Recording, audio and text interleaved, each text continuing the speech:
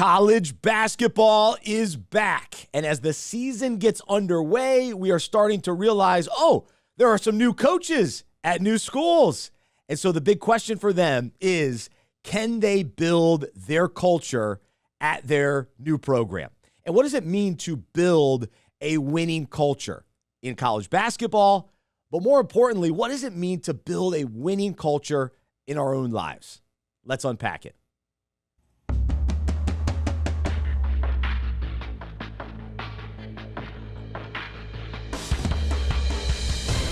Welcome to the Unpacking It podcast, where we unpack parallels, metaphors, and topics in sports that relate to life and faith. I'm Bryce Johnson in Charlotte, North Carolina, joined today by Charlie Hagley. We've got a great show set up for you today. It's been a while since we've talked college basketball. I don't think we've talked about it since UConn won back-to-back national championships, and now we are wondering, do they have what it takes to go for three? It's November. It's early in the college basketball season, but we're already seeing some interesting storylines, teams already rising to the top, and so we'll talk a little college basketball. But really, we're going to focus on this topic of culture and building culture, and you hear about it in the business world, in the sports world, but we're going to look at it through the lens of Jesus today, too. And so it's going to be a fun conversation. And this is a special episode today as well, because Charlie is connected with Upward Sports, has been a part of their ministry for a number of years. And so we're going to talk about his experience with Upward Sports. And so you've heard me talk about Upward for the last, most of this year, as they have been a great partner and sponsor with us here at Unpacking It, and specifically this podcast. And so today, as we talk about building culture, we're also going to talk about kind of how Upward has been able to build a culture and helps churches build a great culture within their sports programs at your church. And so it's going to be, it's great. It's a great conversation today. And so we are grateful for Upward Sports, and we'll talk about them throughout the show. But as always, want to encourage you to check out upward.org/unpack. Find out more information about how you can start a sports ministry at your church. And Upward Sports is the world's largest Christian youth sports organization dedicated to partnering with local churches to use sports outreach to reach the community. And they offer so many different sports, from basketball to cheerleading to flag football, volleyball, baseball, soccer. Think about the sport that would fit your community and get going on the planning for 2025 and get it going at your church. We're grateful for everybody checking out the Unpacking It podcast today. If you are new to this show, we encourage you to subscribe. You can find the podcast anywhere you listen to podcasts or watch podcasts. On YouTube, we are there. Just search Unpacking It. And then also on social media, find us on Facebook and X and Instagram. And so just search Unpacking It, and appreciate your support and following us. And you can always email me, Bryce@unpackingit.com. Be sure to check out our Sports Devotional as well. It goes out Monday, Wednesday, Friday through email, and you can find that on unpackingit.com.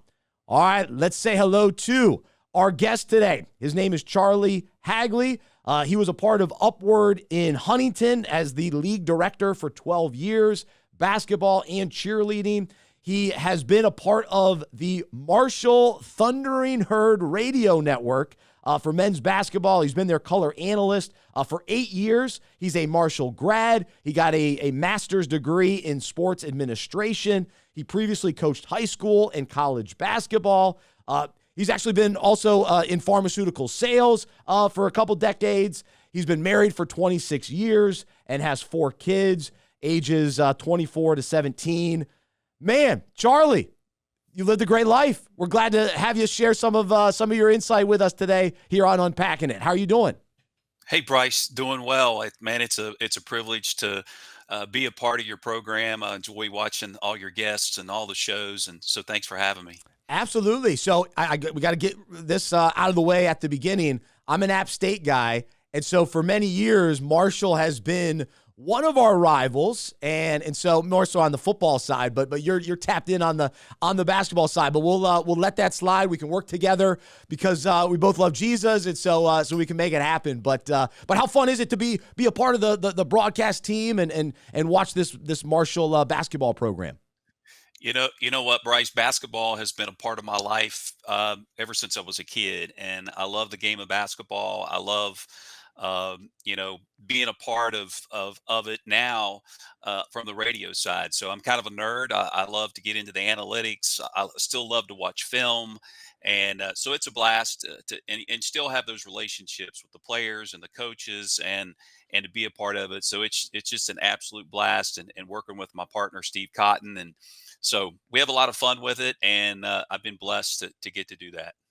Very cool. Well, that's fun, and I did a little bit of broadcasting when I was at App State for basketball as well, and it's a fast-paced, exciting broadcast. So you get to be a part of it, which is great. So we're going to talk a lot about Upward today as we talk about culture. But man, you helped launch and start an Upward program at your church and ended up leading it for 12 years. And so how did that kind of come about, and how did you just sort of learn how awesome Upward can be for your community? So, I got out of coaching about 2003, and it was one of those choices that I made to raise my family.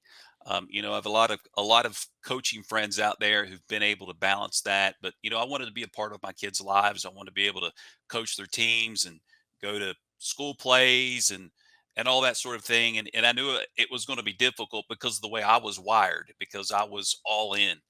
And so I got into the corporate world, but when that happened, it really left a void for me because my entire life had been um, predicated on being a coach. And the thing that drew me into coaching because of how it impacted me as a youth was I understood how much a coach had an impact in a student's life, because my life was impacted and I was drawn to that. And really that's why I wanted to be a part of it. But then I stepped out of coaching, and I had this void.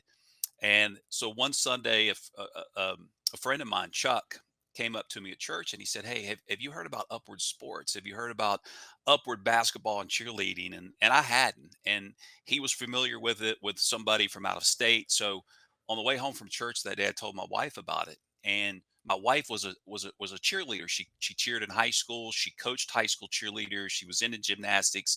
So it sparked her interest as well. So we go home, we get online, we Google Upward, we find their website, we start reading about it, about this idea of having a youth sports league through your church. And I got excited right off the bat. And so we started looking, and at that time, they were having conferences around the country, weekend conferences where you could come and you could learn about Upward.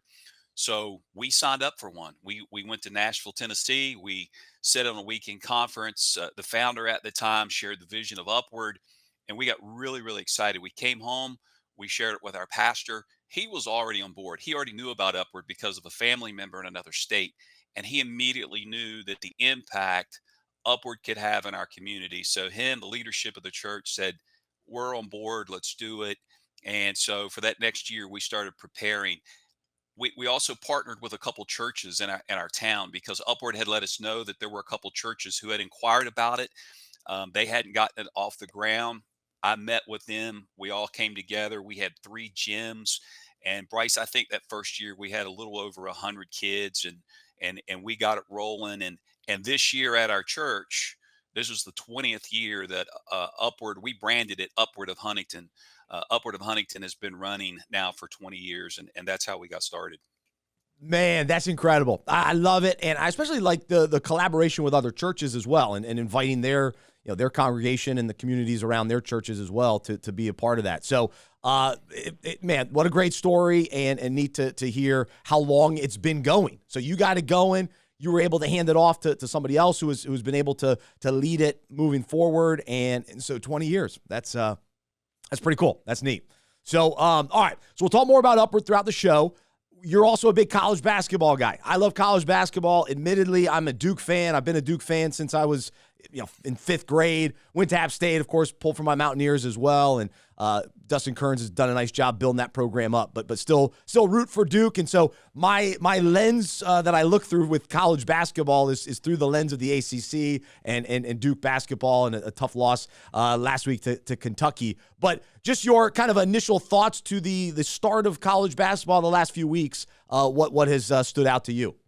Well, I watched that game with Kentucky and Duke, and that was a great matchup. And I know a lot of Kentucky fans were curious how the Mark Pope era was going to start. It was interesting when Calipari left Kentucky. We heard all of these names that were being dropped, and to be honest with you, I'm not sure Kentucky fans had Mark Pope at the top of their list. But at being a basketball nerd, I follow a lot of the careers of these coaches, and I knew, just based on what I knew about Mark Pope, that if he had the opportunity, he was going to be a great hire for Kentucky, and I really do think he will. I think he's a super smart guy. I think we're talking about culture today. I think he really builds a culture that gives the players a chance to thrive. So that was a big time matchup. Obviously, your Duke Blue Devils are always going to be there. What Hurley's done at Connecticut, I mean, he's got a different type of culture up there that seems to be working for him year in and year out. So a lot's changed with college basketball, with the transfer portal, the NIL, and I know college basketball fans hear that all the time, but you talk to these college basketball coaches, and I talk to a lot of them, it has drastically changed how they have to approach their day in, day out, their recruiting. Obviously, they got to have a different level of resources now. So it's a constantly evolving landscape. But as fans, you and I, we turn our TVs on at night, and it's still fun to watch.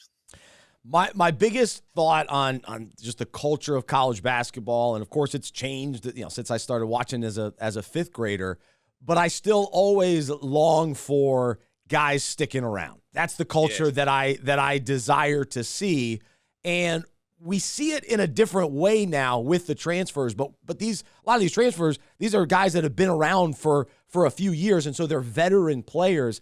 I like watching guys that have been around college basketball, that have been in the game.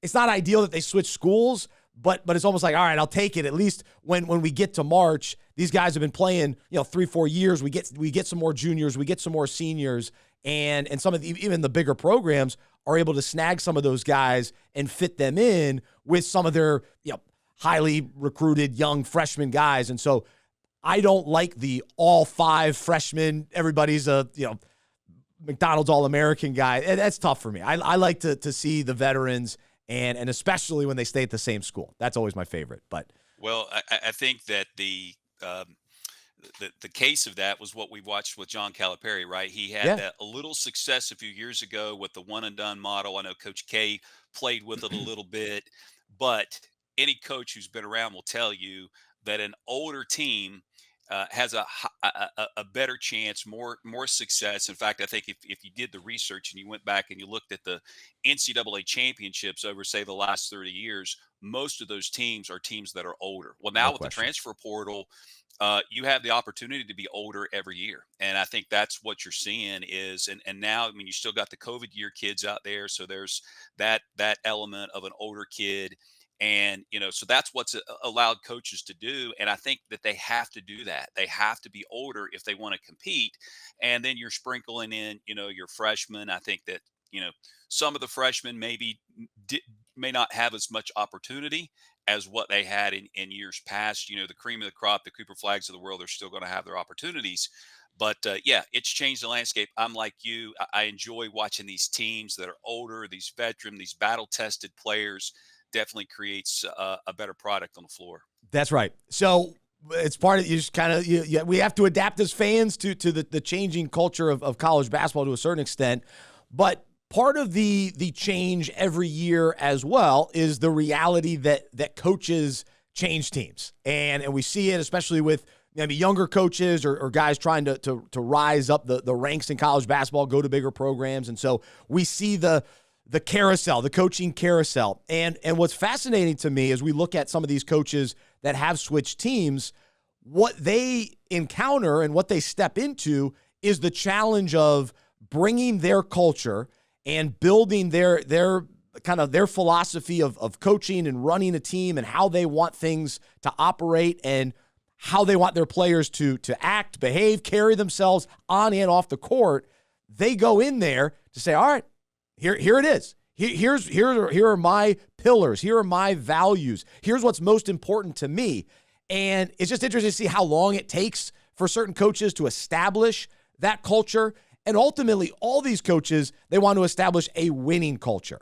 And so when coaches are coming from, previous stops where they were able to establish winning ways and had success in the NCAA tournament. And you think of a guy like Dusty May, who goes from Florida Atlantic to now Michigan. Now, Michigan has have had success over the years and in the mix and all that, but now they're trying to rebuild their program. And Dusty May is going to try to establish his culture at Michigan.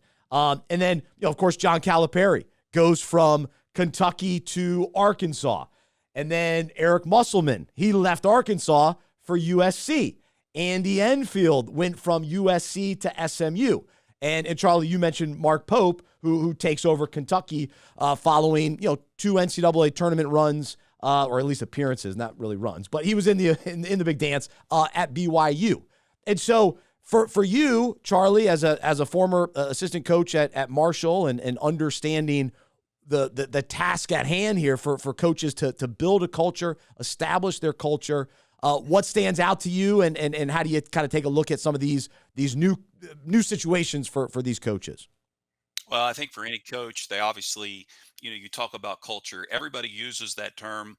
You listen to any press conference, coaches talk about culture, and it's a real thing. But I think the thing that is an essential element to culture is it starts from the top. It's your ability to cast the vision and to get people, in this case, players, assistant coaches, managers, whoever, to buy into your vision. And that's the if folks don't believe in the vision, it's hard to adapt the culture. And I think you mentioned all those coaches, and all of those guys obviously have had success, and they have their own culture. And sure, it's a challenge when you go to a new program to be able to establish that, but it's about getting people to buy into the vision, because if there's no vision, you have nowhere to go, and people have to believe in the vision. And I think that's what good coaches, I think that's what good leaders, in the corporate world, any organization, if the leader is able to articulate the vision, lay out the vision, and get people to buy into it, and then tap into their each individual strengths. Everybody's got their own role to play, and to be able to put those ingredients into the cake, if you will, to get the ultimate product that you're looking for. And I think as fans, we look at programs and we can identify, wow, that seems like a strong culture. Wow, that coach has really turned that culture around at that program.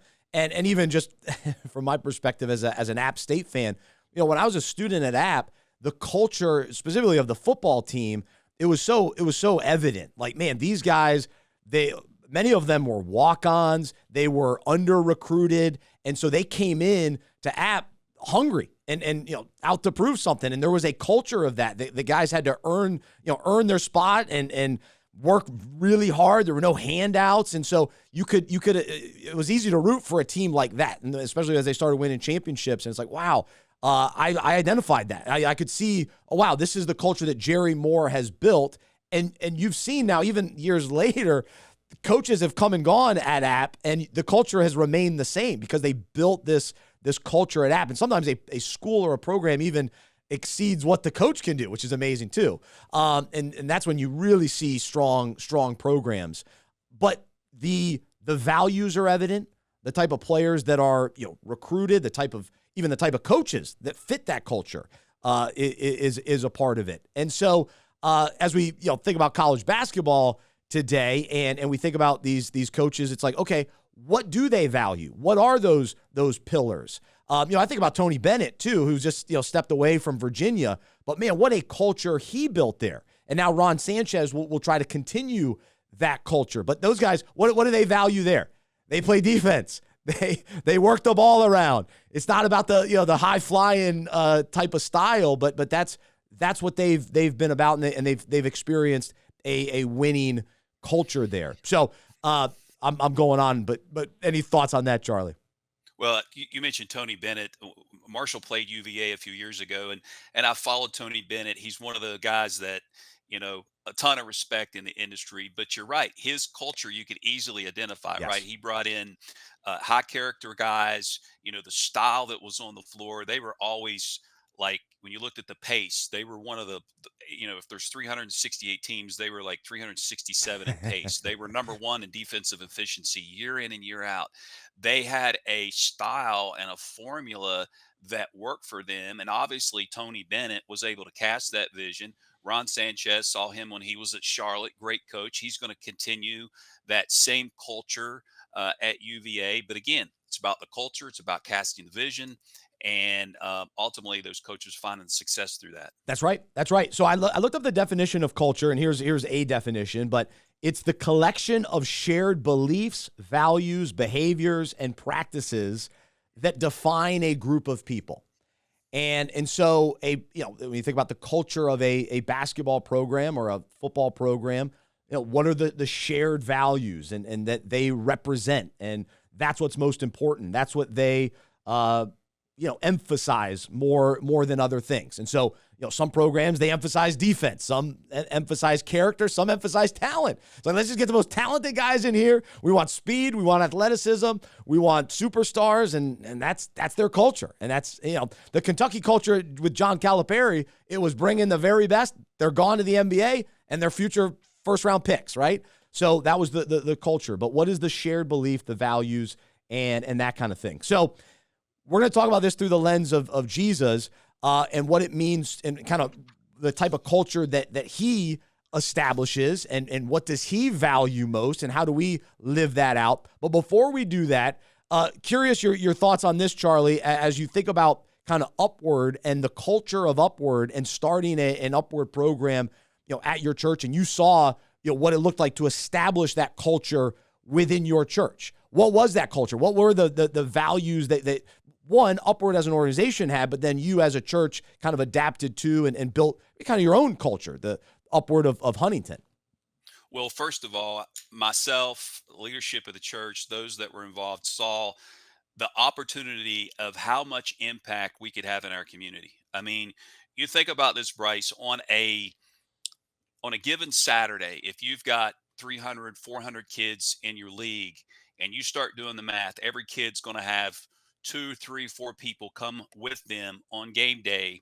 They're going to come through the walls of your church. And so we start doing the math. When I stepped away, my wife and I stepped away as league directors, we were well over 500 kids in the league. You start doing the math, you're getting up to 15, 16, 1700 people are walking through the doors of your church every single Saturday. And here's the thing, when you think about church, there are some people in your community that are never going to walk into church. Either they've never had any spiritual component in their life, or we are in the Bible Belt, so church can be a cultural thing too. So maybe it's somebody who came to church as a youth, but there was no spiritual component in their life and they've not been back. Or maybe it was somebody who had a bad experience in church. Those people aren't going to walk in on a Sunday morning or a Wednesday evening or a Bible study. They're not going to do it. But when you have a forum, a platform, because let's face it, sports is huge in our culture. Youth sports is even bigger. And so you talk about the culture. For me, I wanted to have a product, if you will, that people in our community found value in. And so, and I wanted to do it right, because I believed if Jesus was running a league, it would be the best league in the community. And when we say the best league, we wanted it to be organized. We wanted it to be, we wanted the games to start on time. I mean, I don't know if you've ever been a part of a league where the games never start on time, or you've been to an AAU tournament and they say the game starts at 10 o'clock and at 10:45 the teams just start warming up. Drives parents crazy because you've got three kids and you got to get to multiple games and you got a birthday party. I wanted our games to start on time. I wanted our coaches to have a culture of development. Listen, we had coaches meetings and we're like, listen, we're all competitive, right? Probably nobody more competitive than me, but we want to create an environment where we want to develop kids. I encourage my coaches, let every kid dribble the ball up the court, because this 9-year-old kid's not going to be the same kid when he's 15, 16, 17 years old. I understood the responsibility that a coach has. I mean, Upward promoted this quote that's been very popular by Billy Graham. He says a coach will impact more young people in a year than the average person will in a lifetime. And we promoted that. That was part of our culture. Understanding the responsibility as coaches of what we have and investing in these young people that we have. And we would do our evaluation nights, and I would bring everybody together. I'm like, listen, when everybody walks through the door, we're going to greet them, we're going to talk to them, we're going to guide them. We want this to be a league where word spreads and people say, man, if you want your kid to play basketball or to be a cheerleader, the Upward Sports League in Huntington, they do it right. They're organized. They have a culture where the kids are thriving, where the coaches got the best interest of the kids. So that was important to me, and we saw it grow and grow and grow, and ultimately the goal was to share the love of Jesus and to impact and foster relationships within families and communities, and we saw that grow, Bryce. It really took off. The people in our church, the coaches, the volunteers bought into that vision, and it was an amazing opportunity. I'm gonna tell you what, the folks at Upward do an amazing job because they give you the tools to run a league. They've been doing it a long time, and if you have the people that have a vision, willing to cast the vision, Upward's going to give you the tools to run a wonderful league that can be very successful. That's a winning culture. That's it. And so, yeah, it's not just the scoreboard, but a winning culture. That's what was established. And so, yeah, you have to be intentional about it, and you got to cast the vision.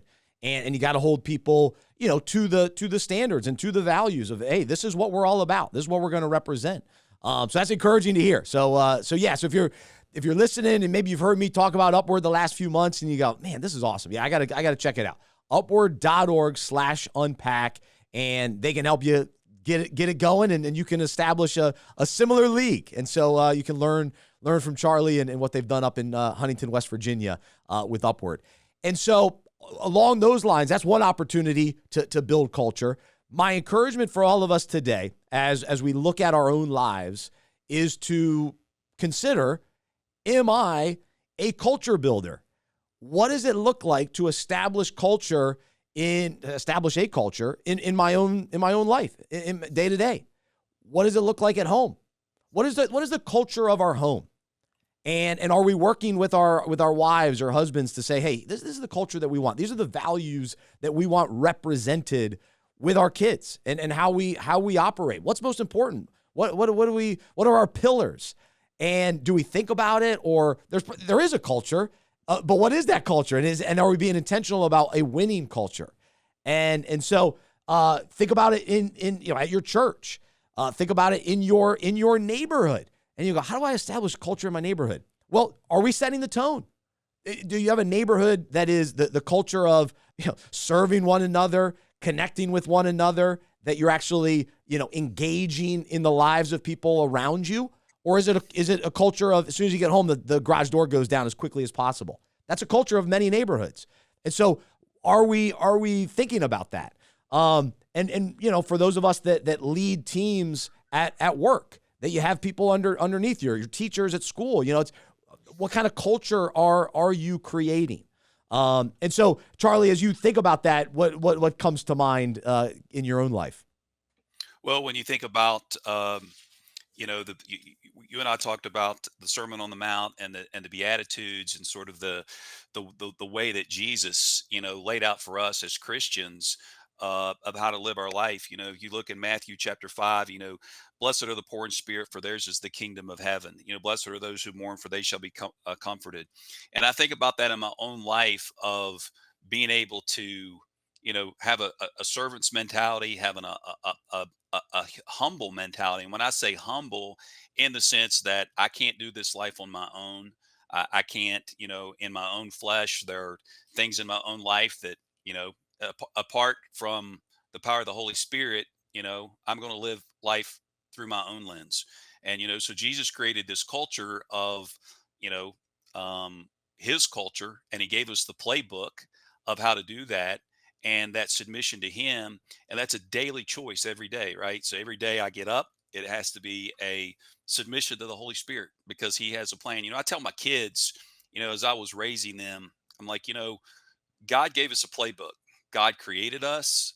God, I mean, every one of us have our own individual things that he created us to be.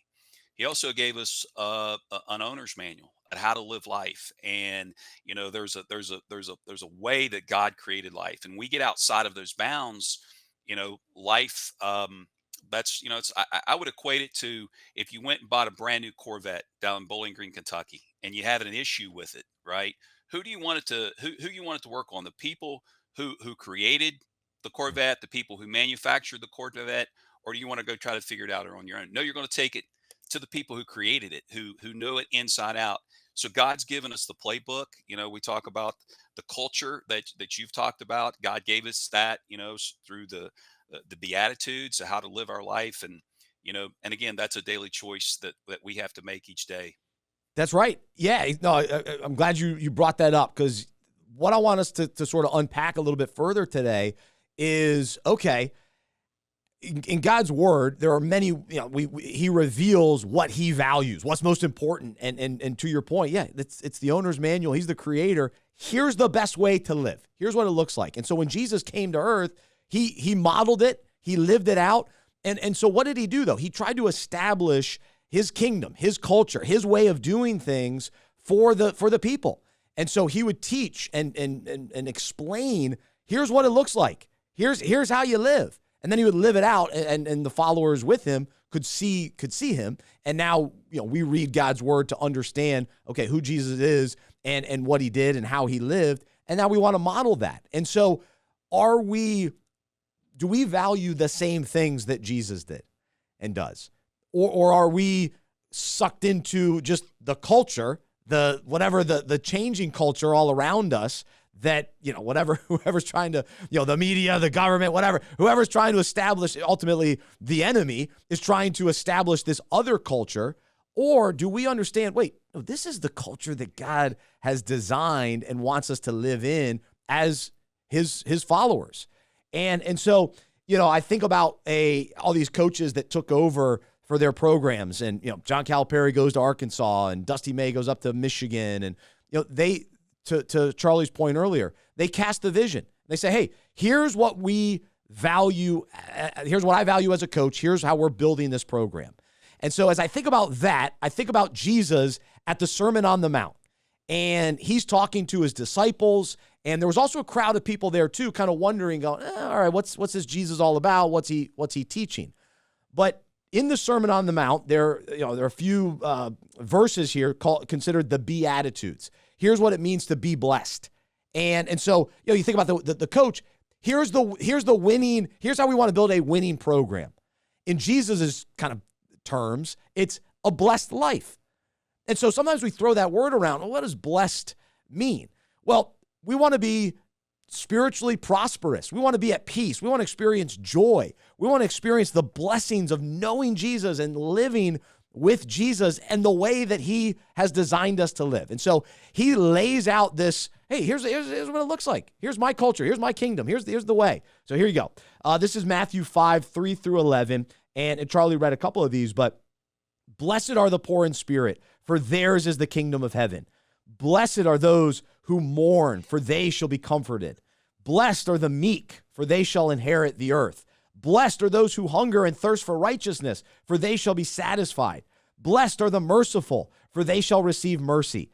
Blessed are the pure in heart, for they shall see God. Blessed are the peacemakers, for they shall be called sons of God. Blessed are those who are persecuted for righteousness' sake, for theirs is the kingdom of heaven. Blessed are you when others revile you and persecute you and utter all kinds of evil things against you falsely on my account. So that's what the blessed life looks like. It's living that way. And some of those are hard to hear. It's like, wait, what? Blessed are the meek? Blessed are those who mourn. Blessed are those who poor in spirit. Poor in spirit means, and Charlie was talking about this, I can't do it on my own. I'm poor in spirit on my own, so I need you, Lord. I need your spirit, the power and the strength that comes from you. And meek means, humble and not trying to enforce yourself on other people, but serving other people and loving other people well. Doesn't mean you have to be, soft. No, you just have the right approach in dealing with people. You're meek, like Jesus. And those who mourn are people that recognize their sin. When we think about how sinful and broken we are, it causes us to mourn and go, I don't want to act like that. I don't want to be that way. Forgive me, Lord. And so we turn to God in a desire to experience his grace and forgiveness. And so, but it requires some more mourning, grieving, the grieving of the sin in our lives. And so that's what the blessed life looks like. That's what a winning culture looks like according to Jesus. So what jumps out to you, Charlie, and what maybe hits you this morning? Well, when I think about tying this back into our time at Upward of Huntington, I think about the relationships that we built and continue to build through Upward of Huntington. It's about, we talked about those people who may not come through the walls of your church, but they'll come there for a basketball game. And I think about a guy who, he was a single dad. He had two kids. Um, he will tell you today that during this time he was sort of living life at both ends of the stick, if you will. And his daughter, who was, I think, just in, maybe it hit elementary, or I'm sorry, maybe middle school, late elementary, she brought home a flyer from school. And this, we would get these flyers, and again, something that Upward will provide if you're a part of Upward Sports. And we got it in every single school in the county. And she brought this home and she said, Dad, I want to sign up for this basketball league. So he signs his daughter up, had a younger son sign him up as well. Well, I remember going to the uh, I remember going to the games. We had our tournament at the end of the year, and we had three gyms going on at the same time. And I would make my way around to the different gyms, and it was tournament time. And everybody said, "Man, the game's going great, but man, there's this one dad up in the bleachers that he's just giving the officials a hard way to go. He's being very belligerent. You need to do something about this dad." So I started observing, and this guy was really into the game. He was tough on the officials. I kind of made my way over to the bleachers, and I didn't say anything to him. I was close by, and I was thinking, man, should I say something? Should I not? Eventually, the game was over, and that night we had our awards night celebration. We had over 1,000 people in the auditorium of the church, and the last thing I said as we closed out the program was, "Hey, if you don't have a church." You don't have a church, and if something you're interested in, we welcome you to come to River City's Community Church, and told them the times of our service. Well, after the program that night, this guy, his name's Vince, he came up to me and he said, Man, you run a great program. This has been awesome. My kids love it. I'm impressed with how organized it is. And to be honest with you, I had been judging this guy like, this guy's just a troublemaker. And I was shocked that he had come up to me and had given Upward all these compliments. Well, the very next morning, Bryce, Vince and his two kids walk into the church, and I was surprised. I went over, I saw him, I said hi to him, and him and his two kids started to come to church week after week after week.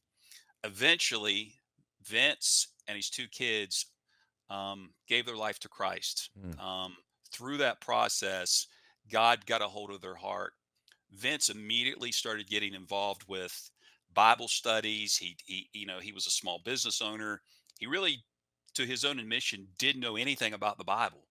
And he dove in, he began to grow, and we saw a person whose life radically changed. Mm. Like when we submit our life to Christ and we believe the things that he says is true. I mean, you talked about the Beatitudes, that playbook on how to live life. When we submit that, the changes that come about in a person's life, and we all got to witness that with Mm. Vince. About 7 or 8 years ago, I handed the reins over of Upward of Huntington to Vince. Mm. Vince is now the league director at Upward of Huntington. I'm going to tell you, there's nobody that's more passionate about Upward than Vince is, and he it's just been really neat. And I share that story because that's a pretty awesome story.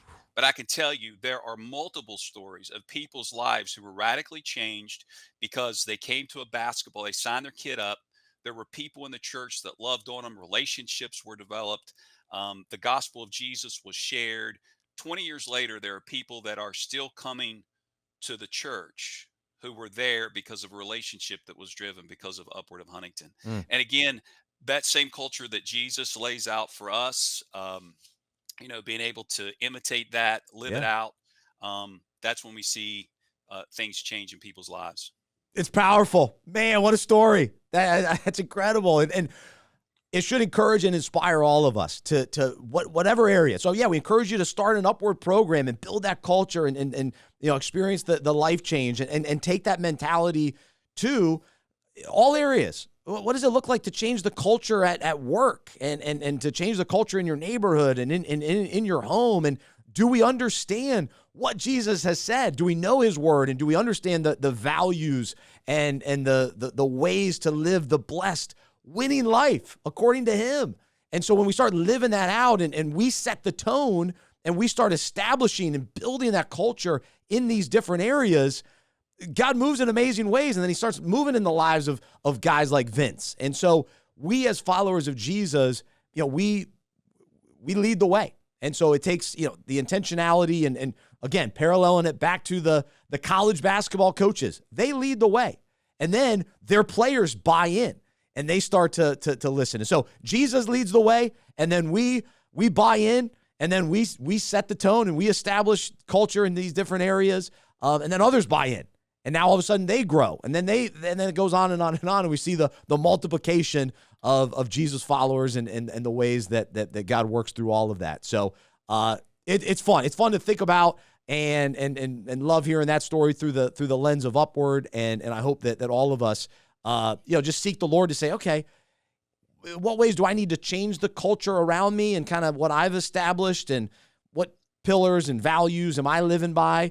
And how do I tweak those things, but then also implement this type of this lifestyle, right? It's the identity. What are we known for? What's most important to us? And so again, go back to Matthew 5. It's a good place to start. Sermon on the Mount. And so blessed are the pure in heart. Blessed are the peacemakers. Blessed are the merciful. Blessed are those who hunger and thirst for righteousness. Are these indicators in our lives? And take an inventory of those things. Man, in what ways do I need to be more merciful? Man, I want to experience blessing. I want to live the blessed life, the spiritually prosperous, joyful, peaceful life found in Christ. So continuing to seek the Lord in those areas. And so let's buy into the culture and character that Jesus is trying to create in us and through us, and believe the way that he wants us to live or play or be on and off the court, right? That are we looking to him for that? So Charlie, any final words as we wrap up this topic on culture today? Well, you know what? I think you and I both have been in places where the leadership of the organization that we're a part of, when the vision is cast and you can buy into that vision and to be a part of something that is bigger than yourself. And I think that you hit the nail on the head when we talk about the Beatitudes. That submission to the plan of what God's laid out for our lives, and to be a part of it. And when we parallel that into Upward Sports, it's the same thing, because there's a tremendous opportunity with Upward Sports to impact your community, to build relationships, ultimately to share the love of Jesus, and to give people an opportunity to experience that. And there's not another ministry, that I've seen in our local church that impacts the number of people that Upward Sports does. And there's not, and to be able, and here's the other thing, Bryce, it's not just about the people in your community. All of us have skills and talents, and you may be really good at, we had a lady in our church who, she was a retired school teacher, and she loved to cook. And we talked about, we had practice on Monday night, Tuesday night, Thursday night, Friday night in our gym. And you had, moms and dads who were running around, coming from work, picking their kids up. They may have a couple different practices they got to get to. And we thought about, what if we were able to create an opportunity, or a service, if you will, where we could take what Miss Debbie does, who she loves to cook, homemade food. I mean, her hot dog sauce, her barbecue, all the things that she was really good at. And she was a people person. And we have a because we had concession stand on game day. What if we had a concession stand at every practice, and we gave a place where families could come and grab a bite to eat while mom, dad's watching practice? And that thing took off, Bryce. Hmm. And Debbie created all these relationships with families. It was amazing to watch it happen. To this day, there are people who will tell you, we came to Upward because of Miss Debbie. We came to Upward because on Tuesday night at practice, she fed us barbecue sandwiches, and that's where we ate dinner on Tuesday night. So we were able to tap into the skills and talents of Miss Debbie. She created relationships that were able to, there people began to be a part of Bible studies at the church, and became members of the church because of the relationships that Miss Debbie had. And then you take that and you extrapolate that out to people who have all kinds of skills and talents. And when they see the vision of Upward, and then you're able to take their skills and talents, I'm telling you, man, the impact that can happen in your community, you can't duplicate it any other way. And the folks of Upward have got a great product. If you've got the vision, and you've got the willingness to go out and be very intentional about it, you can impact an entire community with this ministry. Love it. Well, there you go. Well, Charlie, man, that was tremendous, and that's a cool story. I love that. What a great idea to just tap in everybody's gifts and talents and come together. So that's a culture of using your gifts, a culture of serving one another and collaborating. So I love that, and cool that Upward kind of provided that avenue for that. So, man, Charlie, this has been a tremendous show with you, and really appreciate you taking the time and being willing to just share about your experience with Upward, and also talking a little college basketball with me, a little Jesus. It was a great time. So really appreciate it. Bryce, I've enjoyed it, and good luck to your Duke Blue Devils. We'll see where they're at in March. It's all about March. Tough to lose in November to Kentucky, but hey, It's all about March. So, yep. All right, and good. Wish you the best with Marshall, and have a fun season with them on the radio. Thanks, Bryce. Awesome. Well, thank you so much to Upward Sports and their support of our ministry, and we love partnering with them, and great to have Charlie Hagley here on the show as well as our guest co-host. So this was a fun show, a unique show. I hope that you were encouraged just to consider in your own lives. All right, how am I a culture builder? And really the call for us as followers of Jesus to be that, to establish his culture, his kingdom, his way of doing things in our own lives, and then in the lives of those around us. Because people are watching, people are noticing. Just like I mentioned earlier, I noticed App State's culture. As a fan, I'm looking and going, oh man, I can get behind this. And so people are noticing. What is the culture of your family? What is the culture of your business, your ministry, your church? People are coming to check it out, and they go, what's this church all about? I love my church because it's a culture of generosity, and that's how I try to live my life, and so I was drawn to the culture of my church, and so among other things. But what are the values and the pillars that we're living by? So we could talk about it all day, but hey, we'll stop there. For Charlie Hagley, I'm Bryce Johnson, our producer Aaron Bennett. Thanks so much for listening. I'm a sports fan who follows Jesus. I believe in the good news that he died on the cross for my sin. He was resurrected, and through faith, I've been saved by his grace. I hope that is true for you as well, and I hope you'll join us as we live life as sports fans who follow Jesus together. Have a great rest of your day, and we will talk to you next time right here on the Unpacking It podcast.